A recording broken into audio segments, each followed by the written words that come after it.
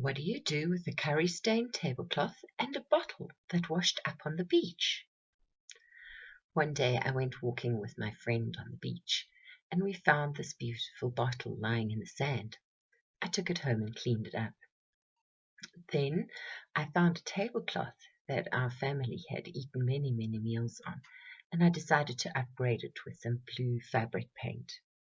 I added the paint to the glass, and I pushed it into the fabric and transferred the print onto the cloth.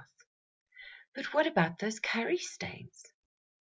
So I switched to a yellow paint because that would be more forgiving and it would cover up all the yellow marks.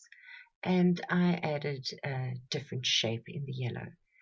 Then I used some bronze and some white paint on the lid to add some contrasts and accents. This is what the fabric looked like at the end. I hope you enjoyed this video. Please share it.